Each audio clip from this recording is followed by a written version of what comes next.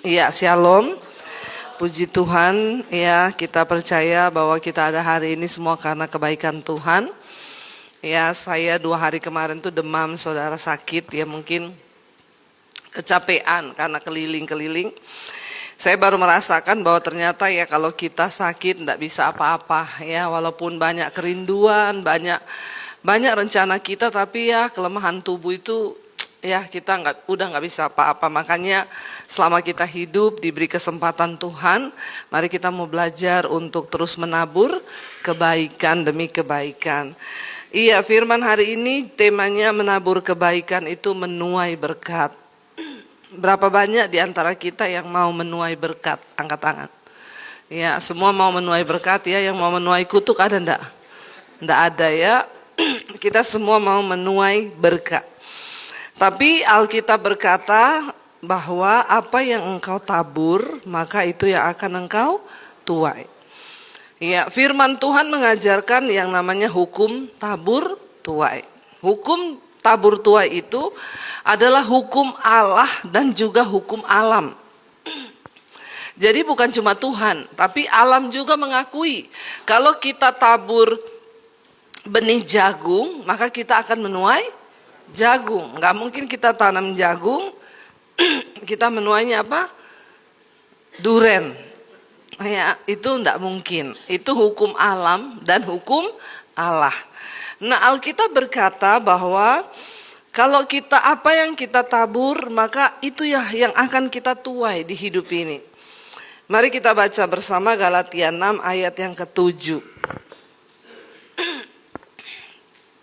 Galatia pasal 6 ayat yang ke-7, firman Tuhan berkata di sana, baca 1, 2, 3. Jangan sesat, Allah tidak membiarkan dirinya dipermainkan. Karena itu juga, amin saudara. Jadi ternyata kesesatan itu bukan hanya ketika orang doa di bawah pohon ya. Orang itu menyembah patung itu sesat. Tapi ternyata ayat ini bilang jangan sesat. Allah itu tidak membiarkan dirinya dipermainkan. Karena apa yang ditabur itu yang akan dituai. Jadi kalau kita orang Kristen, kita nabur yang buruk, ya tidak mungkin kita menuai yang baik. Itu namanya sesat. Dimulai dari situ dulu. Ya, itu udah sesat. Jangan sesat, Alkitab bilang. Ya, kita ini berharap dapat yang baik, tapi ditaburnya yang buruk. Tidak mungkin. Ya, anak-anak, engkau nggak mungkin bisa mendapatkan masa depan yang penuh harapan. Kalau engkau terus melawan sama orang tua, itu tidak mungkin ya. Alkitab itu sudah memberi kita itu petunjuk saudara. Jangan sesat, Allah itu tidak membiarkan dirinya dipermainkan. Bagaimana mungkin engkau hidupmu jahat tapi engkau ingin menikmati taburan berkat? Itu tidak mungkin. Ya, makanya dibilang jangan sesat. Kalau engkau ingin menabur berkat, maka engkau harus menuai berkat, maka engkau harus menabur kebaikan, berkat juga. Ya. Dan kita tahu bersama bahwa berkat Tuhan itu bukan hanya bicara kekayaan uang. Tapi berkat Tuhan itu bicara tentang apa? Damai sejahtera, kesehatan, ya, kebaikan, semua yang baik itu datangnya dari Tuhan. Dan ya, kalau hari ini kita menikmati semua itu, yaitu karena taburan-taburan kita. Ya, kalau orang juga terlalu banyak persoalan masalah, ya taburannya, ya mungkin juga nggak bagus. Ya, nah sekarang saya pengen tanya saudara, satu hal yang sangat penting dalam hidup manusia bicara tentang berkat, keuangan, kekayaan. Siapa yang pengen diberkati dan hidup berkelimpahan dalam hal keuangan? Angkat tangan. Yang mau saja, yang nggak mau pulang saja. Saya yakin semua orang mau kan? Ya, karena di dunia ini kita yang sudah orang yang kenal Tuhan, yang dia cari pertama Tuhan, kedua uang. Orang nggak kenal Tuhan, yang dia cari pertama di dunia ini apa? Uang. Yang kenal Tuhan pun juga banyak yang masih cari uang dulu, baru Tuhan. Ya, makanya Yesus itu berkata, kamu nggak bisa mengabdi pada dua Tuhan, Allah dan Mamon. Satu-satunya yang Yesus sejajarkan dirinya itu dengan uang, saudara. Nah kita semua pasti kepengen dong dalam hidup yang cuma 70 tahun kata Alkitab. Kalau nyampe, karena banyak nggak nyampe. Ya kalau sudah mulai 70 tahun ke atas juga kayaknya sudah tidak terlalu menikmati uang. Iya apa iya ya? Ada yang udah demensia ya, dikasih uang lupa, ini apa ya?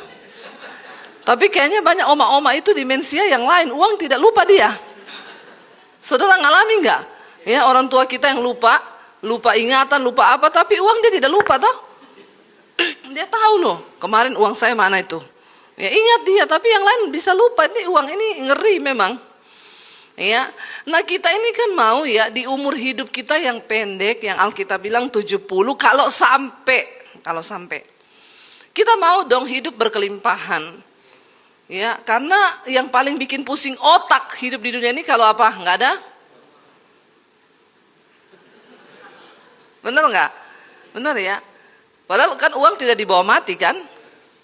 Jangankan mati bawa uang, bawa hidup aja saya nggak ada uang ini. Apalagi mati bawa uang ya, hidup aja masih hidup aja udah nggak ada uang ini katanya. Ya, tapi diakui atau tidak saudara?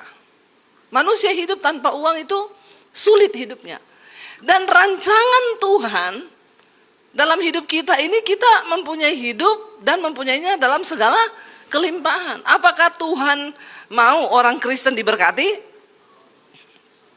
Saya mau tanya dulu, orang Kristen kaya itu dosa atau tidak? Tidak ya. Dan memang itu masuk dalam rencana Tuhan ya. Walaupun ada orang yang bilang, ya enggak lah ya, karena kan Tuhan itu merancang, itu orang-orang yang gak punya duit yang ngomong begitu itu. Karena hidupnya terkutuk. Kenapa terkutuk? Pelit. Ya. Loh Tuhan mau loh hidup kita ini diberkati dalam hal keuangan. Supaya kita bisa jadi dan memuliakan nama Tuhan. Itu intinya. Nah sekarang kita melihat saudara, kalau Tuhan mau begitu berarti kan ada nih prinsip kerajaan Allah. Yang kita tiru tentunya prinsip kerajaan Allah, bukan kerajaan dunia. Kalau dunia bilang kau pengen kaya, tabung sebanyak-banyaknya, pengeluarkan yang sekecil-kecilnya. Itu prinsip ekonomi dunia, tapi prinsip kerajaan Allah enggak seperti itu. Nah kita lihat yuk, kalau saudara mau ikut prinsip kerajaan dunia, ya silakan aja. Tapi kalau mau ikut kerajaan Allah, ya monggo juga. Ya, maka engkau akan menikmati janji Tuhan. Kalau ikut yang dunia, ya menderitalah ikut dunia. Kitab Amsal pasal yang ke-11, kita lihat ayat 24 sampai 25. Firman Tuhan berkata di sana apa? Amsal 11 ayat 24 dan ayat 25. Baca 1, 2, 3. Ada yang menyebar harta, tetapi ada yang, namun, ayat 25, siapa banyak memberi berkat, siapa ia sendiri, amin saudara. Kalau kita bicara soal berkat yang bukan uang nih ya, siapa banyak memberi berkat, kebaikan, pengampunan, maka dia juga akan menerima berkat dikatakan, diberi kelimpahan. Ya itu kita semua sudah tahu lah, nggak usah diajarkan lagi. Tapi sekarang kita lebih spesifik bicara soal keuangan nih, karena kita semua pengen tuh diberkati dalam hal keuangan. Ayat di atas tadi berkata, ya ada yang menyebar, tetapi bertambah miskin. Oh kaya, bukan miskin ya. Padahal biasanya kita kan takut toh kalau kasih uang orang nanti kita jadi ya Pak ya. Nah ini masalahnya, makanya kita ini tidak diberkati. Kita suka menentang firman. Ya Pak ya. Ini bukan saya yang ngomong loh, ini firman Tuhan yang ngomong. Ya jangan mukanya tegang begitu semua melihat ke saya. Kalau udah ngomong soal uang nih orang Kristen nih hati-hati memang. Ya, wah ini pendeta sudah bicara uang lagi, ini pasti mata uang. Saya paling berani ngomong uang karena saya tidak mata uang, saya tidak mata duitan. Ya, saya paling berani ngomong soal uang karena saya mempraktekkan firman Tuhan. Amin. Dan pendeta harus dia lebih dulu mempraktekkan baru bisa khotbah. Kalau nggak praktek jangan khotbah. Itu namanya pendeta halu. Ya, tidak melakukan tapi khotbah. Nggak bisa. Saya mempraktekkan ini saudara. Kalau engkau ingin diberkati dalam hal keuangan, ya maka engkau harus berani memberi. Lalu ada orang jemaat yang bilang begini, ya itu kan orang kaya Bu, kalau kita begini miskin. Saya tahu dalam hatimu ada suara yang berkata begitu. Ya, kalau miskin apa yang mau ditabur? Hello. Saya yakin di antara saudara nggak ada lah yang lebih miskin dari saya dulu. Saya ini pernah miskin. Ya, kenapa saya bilang saya pernah miskin? Saya ini pernah hidup menjadi orang yang tidak punya siapa-siapa, tidak punya uang 1 sen pun. Saya tinggal nginep di kos-kosan sama orang, bahkan untuk makan pun saya berharap dari pemberian orang. Tidak ada uang 1 sen, tidak ada kerjaan. Tidak punya rumah, tidak punya apa-apa. Waktu saya diusir dari keluarga saya karena saya jadi Kristen. Ada yang lebih miskin dari saya waktu hari itu, tolong angkat tangan.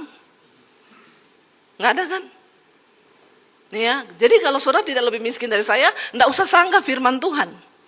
Firman Tuhan tidak bisa disanggah karena itu ya dan amin. Saudara sanggah pun saudara yang tidak akan diberkati. Saya pernah mengalami hal yang seperti itu. Saya miskin boleh, tapi mental miskin jangan. Amin. Saya menikah dengan suami saya, kami hidup susah, ya sangat dulu. Numpang di rumah mertua, 1 kamar 1 petak doang. Ya, kita tidak punya uang, tidak punya apa-apa. Sampai menikah saya pernah dikejar debt collector 2 tahun. Saudara di sini ada yang pernah dikejar debt collector, angkat tangan. Jangan tinggi-tinggi, Pak. Ya. Nanti malu sama yang lain, tapi nggak apa-apa, itu proses hidup kan.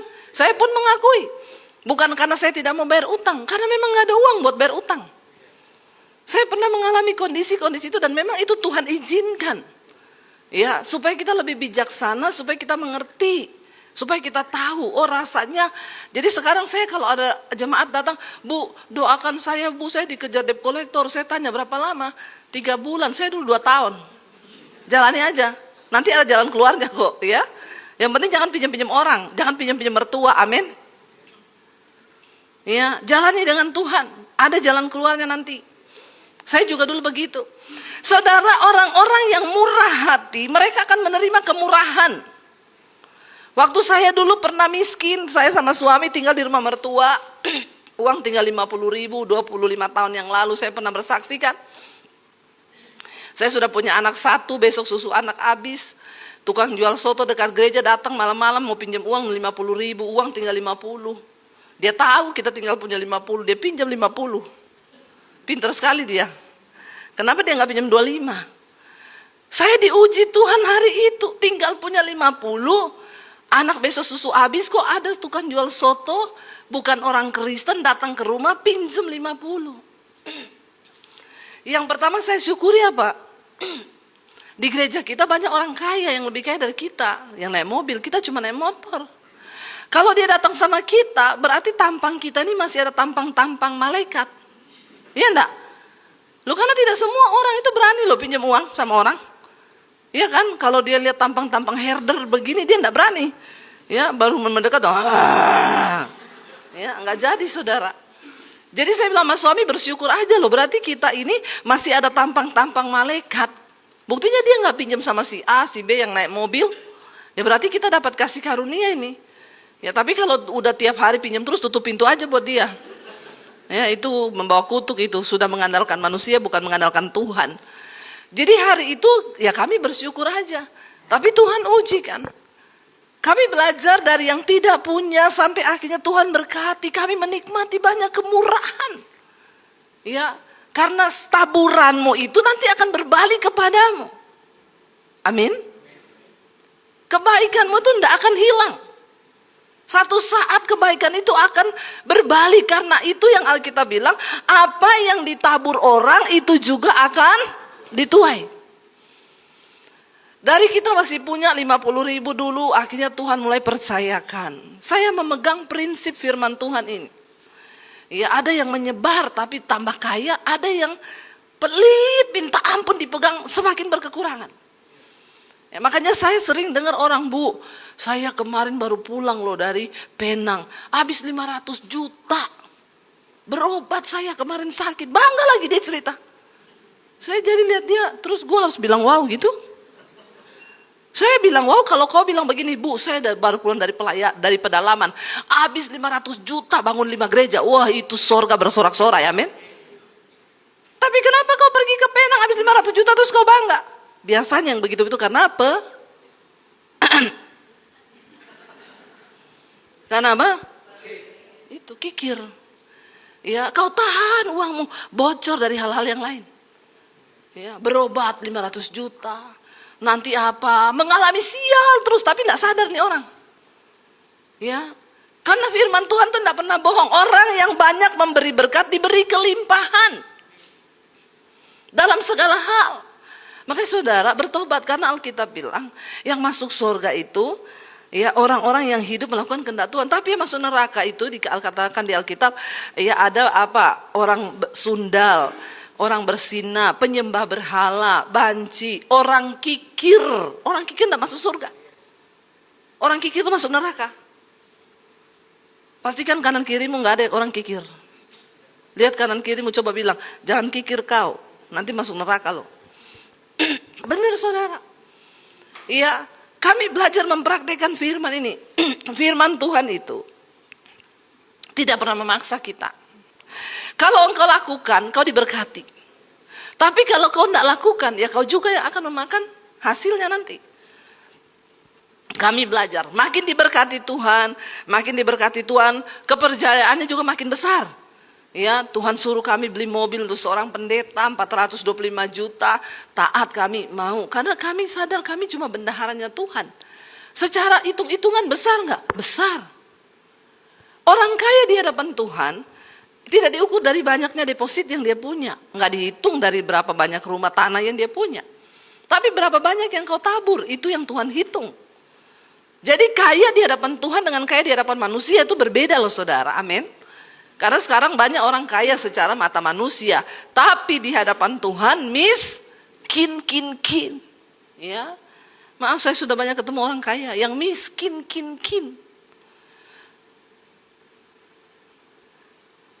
Ngasih kolektor aja 5.000. Di sini enggak ada. Ya. Tapi ada kebenarannya juga di sini. Kalau kita tuh ada mesbah onsite kan, sebulan sekali. Itu di Citycon. Saya selalu bilang sama anak saya, kan kadang dia bilang, "Mam, ada kolektor yang 2.000 loh." Kolektor itu percayalah hanya habis untuk operasional pelayanan. Ya, untuk kasih pemusik, untuk cleaning, untuk apa semua habis saudara. Ya, jangan pikir saudara kasih kolektor terus wah lebih 5M. Ya, apalagi kalau gereja-gereja habis ini, tombok malah. Ya. Saya kadang anak saya bilang, "Mam, ada yang ngasih 2.000." Saya bilang, "Jangan kau hakimi loh yang kasih 2.000 itu." Kalau orangnya tinggal punya 2.000, terus dia kasih 2.000, itu terbesar di mata Tuhan loh. Itu terbesar. Lain cerita kalau orangnya pakai tas LV, ngasih kolektor 5.000, terkutuk. Ya, karena ada saudara, saya enggak usah ngomong. Ada orang gayanya mentereng, LV pakai bermerek, ngasih kolektor 50.000. Ya, nggak cocok. Ya, miskin di hadapan Tuhan, makanya hidupmu nggak diberkati. Jangan pelit. Ya, kau beli Starbucks aja 70.000, 60.000. Ya, kalau engkau mau menikmati berkat dalam hal keuangan ini saya bicara. Engkau juga harus berani menabur dalam hal keuangan. Saya mau bersaksi beberapa waktu yang lalu, saya bukan mau pamer ya, tapi karena temanya memang lagi menabur kebaikan, menuai berkat. Jadi ya saya harus menyaksikan yang saya alami aja, saya nggak perlu saksikan orang punya kan. Kebaikan yang saya lakukan, firman yang saya lakukan, saya tidak mau pamer. Tapi jadi beberapa waktu yang lalu ini saya alami sendiri saudara, menjadi pelajaran buat saya. Ya, beberapa waktu yang lalu kita tuh ada seminar di Makassar, seminar hamba Tuhan. Lalu di salah satu sesi kesaksian hamba Tuhan dari pedalaman ini, ada suami istri maju, mereka bersaksi sambil bercucurkan air mata. Katanya tadinya kami ini sudah terakhir mau pelayanan. Kami datang sudah bawa baju lebih karena kami mau lari dari tempat pelayanan kami. Tempat pelayanan kami itu di pedalaman Bu, dan kami itu dapat kolektornya uang 500-an yang sudah tidak kelihatan angka 5-nya itu. Yang koin-koin itu. Ya, susah sekali di pedalaman kami pelayanan. Jadi saya sudah bawa baju komplit, lengkap. Ya, semua sudah saya bawa. Saya rencana tidak mau balik lagi. Saya sudah mau melarikan diri pulang ke kampung saya. Tapi waktu saya dengar Ibu Debbie khotbah di seminar itu, hati saya tertantang, terbakar. Saya percaya Tuhan ada, Tuhan melihat air mata kami. Jadi saya batalkan untuk melarikan diri, Bu. Kami berniat pulang kembali ke kampung kami untuk melayani di pedalaman itu. Lalu saya panggillah suami istri itu, saya bilang, kamu pulang. Tuhan menggerakkan saya untuk setiap bulan, saya akan berkati pelayanan kalian. Ya, jadi secara penghidupan tidak usah khawatir, ya nanti saya akan kasih, karena memang setiap bulan ada puluhan hamba-hamba Tuhan yang saya berkati saudara. Karena Tuhan sudah memberkati kami, ya kami berkati. Lalu tiba-tiba Tuhan gerakan, saya tanya, apa lagi yang bisa saya bantu? Bu, gereja kami itu masih tanah, kalau hujan becek. Terus hanya dindingnya itu dari terpal begitu. Coba kirim fotonya, mereka kirim foto. Udah sekarang bangun, kasih keramik, kasih tembok, ya nanti coba tanya berapa. Ditanya sekian-sekian, akhirnya Bapak ambil di toko material, nanti saya yang bayar ke toko. Ya, saya nggak mau kasih Bapak uang, karena kalau kita transfer ke pendetanya, tiba-tiba dia beli mobil. Gereja nggak ada, ya. Terus dia bilang mujizat terjadi, ada mobil. Nah, kita juga harus bijaksana karena pendeta itu juga manusia. Mau di kota, mau di desa sama aja, ya, manusia semua. Makanya kita juga harus bijaksana. Jadi sudah, oke ya, jadilah gereja. Di foto, wah udah keramik, di foto, Bu kami sudah ibadah Natal lalu ya 100 orang ada ibadah. Saya senang saudara, puji Tuhan. Ya, berjalannya waktu tiba-tiba jadi ya singkat cerita, sekolah misi saya itu tanahnya dulu dipinjamkan, akhirnya kami belilah, dijual, kami beli. Ya, berapa? Akhirnya dia kasih kami harga hampir 5 miliar. Ya, buat kami itu angka yang besar dan tidak ringan.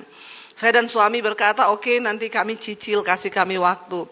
Karena berpikir begitu, saya akhirnya bilang, Tuhan, cicilan-cicilan taburan-taburan bulanan ini kayaknya mau saya stop. Karena kami punya tanggung jawab besar ini, ya. Untuk bayar cicilan sekolah misi. Tapi Tuhan bilang jangan di stop. Ya udah kalau gitu saya nggak mau lagi bangun gereja, bangun pastori di pedalaman. Ya itu biayanya besar juga. Tuhan bilang juga jangan. Ya tapi saya berkata ya bagaimana ya kita harus nih. Tuhan bilang nanti aku yang akan berkati kamu, nggak usah takut. Tiba-tiba ya lama berlalu, pendetanya yang saya bangunkan pastori itu, saya bangunin gerejanya, tiba-tiba WA saya 2 bulan lalu. Ya 3 bulan lalu lah, Bu Debbie dia kirim video pastori kami, tempat tinggal kami semalam kena angin topan, ini roboh semuanya. Saya pura-pura enggak mau lihat. Ya, karena kalau sudah lihat begitu takut hati ini tergerak saudara. Ya, saya pura-pura enggak mau lihat. Dia kirim terus dia bilang, Bu, ya saya sudah berdoa dan berpuasa dan bergumul untuk kirim ini ke ibu. Karena kami tidak mau jadi hamba Tuhan yang meminta-minta. Ibu juga bawa dalam doa, ibu uji. Biayanya itu sekitar 58 sampai 60 juta. Langsung saya hapus. Tapi sudah kebaca, tapi saya hapus biar tidak menjadi ingat-ingatan lagi. Ya enggak, saya bilang saya mau cicil sekolah misi. Tapi di hati ini enggak enak saudara. Satu saat akhirnya saya tuh ada beli sesuatu, transfer lah saudara, lewat transfer, salah ketik nomor rekening. Sama semua nomornya cuma beda 1 angka di ujung. Ketransfer 35 juta. Saya telepon Bank BCA, Mbak saya salah transfer, bisa nggak diblokir dananya? Maaf Bu, kami nggak bisa blokir sekarang, itu aturan sudah begitu. Terus bisa dibalikin nggak? Ya ibu berdoa aja kalau orangnya yang salah transfer mau kembalikan, bisa. Tapi kalau dia nggak mau, bank juga nggak bisa bikin apa-apa. Ya kemarin kan ada kasus 2M ya, yang menang yang salah transfer itu. Tapi kau makan uangnya orang itu, ya tunggu-tunggu aja itu, kena kutuk itu. Ya bener nggak? Itu kan bukan uangmu gitu ya. Kemarin ada kasus besar tuh 2M salah transfer, akhirnya dia nggak mau balikin saudara. Nah saya ini bergumul, Tuhan aduh lumayan nih 35 juta ini ya. Saya bergumul, akhirnya telepon, harus lewat Halo BCA Bu. Telepon Halo BCA udah kayak nungguin jodoh kan. Telepon Halo BCA itu lama ya, setengah mati. Ya tunggu dulu, nyanyi-nyanyi, saya tunggu lama, putus lagi, telepon lagi, putus lagi. Saya ke kantor cabang, akhirnya dibilang ibu harus lengkapi data ini, bukti transfer KTP segala macam, surat keterangan ini. Aduh, mau minta uang kita sendiri kok susahnya minta ampun. Sampai 1 bulan lewat, tidak ada jawaban, sampai akhirnya udah mau 2 bulan.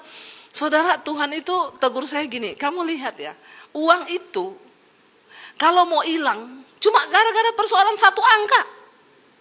Bisa hilang, nggak usah tunggu gempa bumi, nggak usah tunggu internet meletus, datanya hilang di bank, nggak usah. Cuma kamu sendiri yang salah pencet 1 angka, hilang loh 35 juta.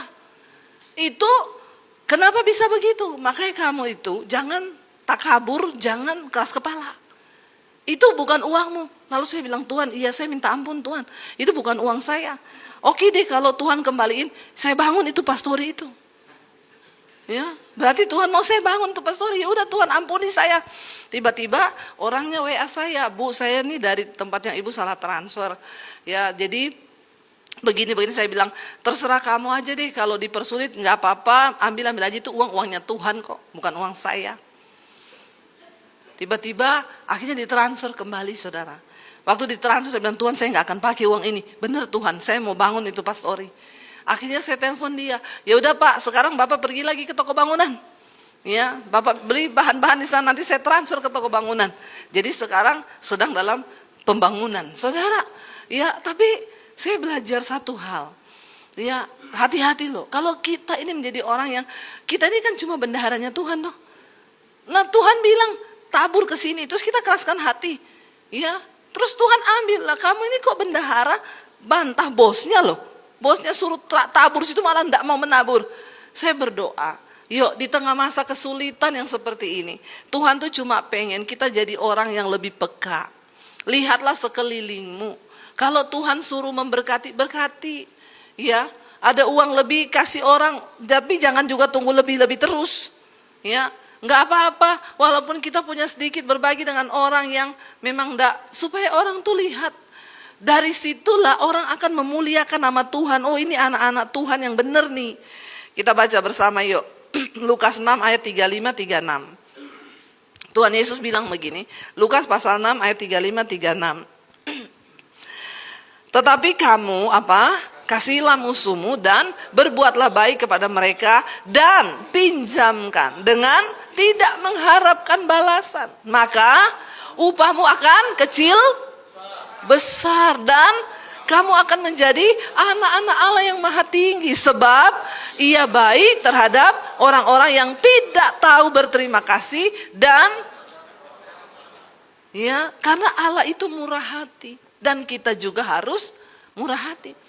Dikatakan kita harus belajar menabur, memberi pinjaman tanpa mengharapkan balasan. Makanya kalau kasih pinjam orang, pertama berdoa, kedua jangan kasih kalau kau tidak rela. Kasih sesuai kerelaan, supaya kau tidak mengharap balasan. Ya, kalau nggak rela jangan, nanti jadi dosa. Kalau orang pinjam, Bu, saya pinjam 5 juta, ada enggak ada, saya bisa kasihnya 1 juta. Jangan bilang nggak ada juga, padahal ada. Ya, saya bisa kasihnya 1 juta, tapi enggak usah harap ganti. Ya, kasih aja. Dan dengan begitu dikatakan upahmu itu besar. Kamu akan menjadi anak Allah. Ternyata kalau pelit nggak jadi anak, jadi anak syaiton. Loh, begitu ceritanya. Karena Allah itu dikatakan dia itu berbuat baik terhadap orang yang tidak tahu berterima kasih sekalipun. Kadang kan kita jengkel ya, ini orang nggak tahu terima kasih. Tapi saya harus bantu lagi. Tidak apa-apa. Asal kita mampu.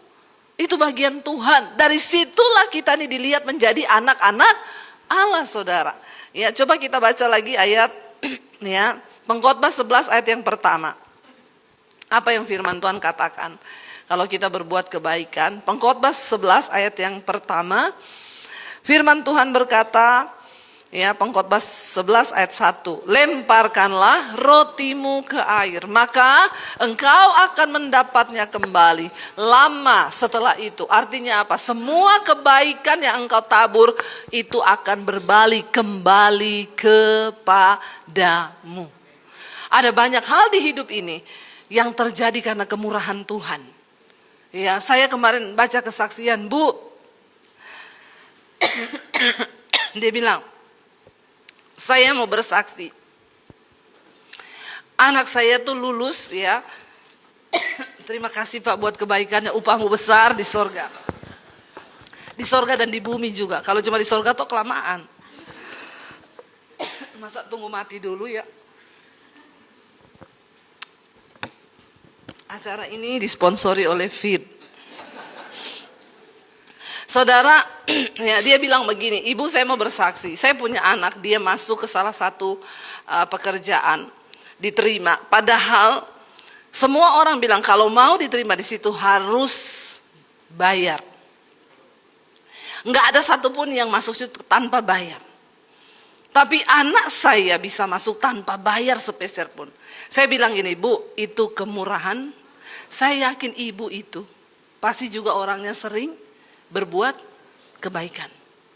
Taburan-taburan itu akan kita tuai satu saat nanti. Ya, kita nggak tahu, kita nggak sangka, tapi Tuhan itu membuka jalan.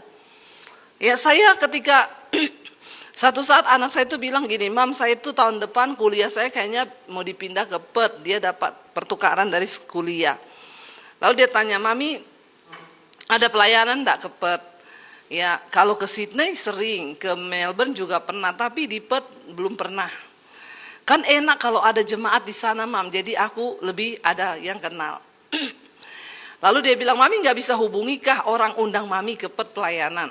Suami saya bilang, ada pendeta yang mengundang kita dari dulu minta. Dia bayarin tiket, dia bayarin semuanya ngundang kita, tapi waktunya nggak kena. Lalu anak saya bilang, coba papi hubungi lagi lah, suruh ngundang, kita sekalian ke sana. Saya bilang sama suami, nggak usah minta-minta pelayanan. Kita tunggu aja Tuhan yang bekerja. Biar perkenanan Tuhan, belajar hidup mengandalkan Tuhan. Tiba-tiba berapa minggu setelah itu ada orang WA saya, Shalom Bu Debbie, salam kenal. Saya jemaat Misbah Doa Ibu ada di Perth. Ibu, Tuhan suruh saya bawa ibu sekeluarga ke Perth. Dari tiket, hotel, makan, jajan, semua nanti saya yang kasih. Saya tidak kenal dia, saudara. Dan dia juga belum pernah ketemu saya. Saya bilang, Ibu maaf ya, tiket dan hotel tuh mahal. Ibu enggak usah, nanti kami aja. Karena memang saya sudah suruh anak saya cari-cari, ya kita nggak usah di hotel, kita pakai apartemen sewa aja di sana. Jadi ibu nggak perlu, Bu maaf Bu Debbie jangan ditolak, saya hanya mau taat sama Tuhan. Karena Tuhan sudah terlalu baik sama saya. Khotbah-khotbah ibu itu selalu menguatkan dan memulihkan hidup saya. Saudara, ya akhirnya kami berangkat sekeluarga. Kami menikmati kemurahan Tuhan. Itu keluar harusnya berapa ratus juta. Ya, Tuhan tahu. Uang saya buat bangun gereja di desa, buat menabur hamba-hamba Tuhan. Nah saya pergi begitu, Tuhan gerakan orang lain. Hal-hal yang seperti ini kadang kita nggak sadari. Makanya kadang jangan iri sama saya. Amin. Ya saya menikmati banyak, kalau keluar negeri itu hampir nggak pernah keluar uang. Jemaat itu yang tahu saya di mana, Bu, saya mau ketemu, mau ajak ibu makan, Bu, banyak kemurahan yang kami alami. Kenapa? Karena saya mau belajar untuk taat melakukan apa yang Tuhan suruh. Belajar, ya tapi kalau kita jadi orang yang tidak pernah puas dengan diri, saudara, banyak orang ya tiap bulan harus beli tas, harus beli ini, gonta-ganti ini, pokoknya bermerek. Saya tuh kalau pakai bermerek tuh semua dikasih, Casio mereknya, ya kasih orang. Kenapa? Saya tidak rela uang 30 juta, 40 juta buat beli tas. Saya tahu itu jadi satu pastori di desa. Bahkan dari hal-hal kecil nih, saya mau bersaksi. Ya saya pernah bilang sama suami saya gini, saya pengen loh beli kalung salib yang berlian, tapi satu itu toh aja. Kalau saya khotbah saya pakai kan bagus. Ya, yuk. Jadi kalau kita ke mall apa mana ada toko berlian, saya selalu mampir, nanya. Dan selalu tidak jadi beli. Kenapa? Mahal. Jadi berapa pastor itu? Jadi nggak pernah jadi saya beli. Ya udah saya cuma simpen di hati aja. Tiba-tiba saya pelayanan, ada ibu-ibu masukin sesuatu ke tas saya. Bu, nih ya. Begitu dia bilang itu asli loh, berlian, ada suratnya. Saya buka, saudara. Saya bilang, Bu, ini berlian, iya. Kok ibu tahu? Ya, saya padahal nggak kasih tahu siapa-siapa. Tuhan yang tahu. Tuhan gerakin saya untuk beli itu untuk Ibu Debbie. Jadi itu Tuhan. Bahkan perkara yang kan nggak penting banget ya. Nggak penting kan saudara, apa hubungannya sih? Itu nggak rohani. Ya nggak? Tapi saya bilang Tuhan, kok Tuhan sampai kayak begitu banget ya? Bahkan kadang kan suami juga nggak mikir kan, kalau istri itu pengen kan. Karena kan ini saya curhat sekalian ya. Karena ibu ketawanya kenceng banget loh. Kadang suami pun ya, jangan ibu-ibu enggak usah berharap suami mengerti kita, enggak usah. Ya, kalau biar Tuhan yang mengerti kita. Karena suami saya pun sama kayak saya mirip. Kalau sudah sesuatu yang jumlahnya puluhan juta, kita mikir, aduh sayang ya uang kayak gitu. Tapi puji Tuhan, Tuhan itu kasih kita kepekaan. Kalau untuk bangun gereja, bangun pastori, berkati hamba-hamba Tuhan, kita selalu berani saudara. Pokoknya apa yang Tuhan suruh, saya nggak pernah hitung, saya nggak pernah kalkulator. Saya tahu kalau itu Tuhan suruh. Dan apakah kami miskin? Enggak, kami semakin diberkati Tuhan. Bagaimana caranya? Nggak tahu, itu Tuhan. Kami tidak ada donatur loh, bangun sekolah aja 4 miliar. Ya, sekarang nyicil tanahnya 5 miliar. Dari mana? Kita tidak ada donatur. Ya, jadi kalau ada yang bilang Bu Debbie itu donaturnya dari Amerika, dari mana? Pret. Nggak ada, donatur kita cuma Tuhan. Tuhan, benar-benar Tuhan. Hari ini jangan pernah ragu lagi saudara. Lakukan firman, lakukan hal-hal kecil yang merupakan kebaikan hati. Karena orang yang menabur kebaikan akan menuai berkat dari Tuhan. Yuk kita bangkit berdiri bersama. Tepuk tangan buat Tuhan Yesus.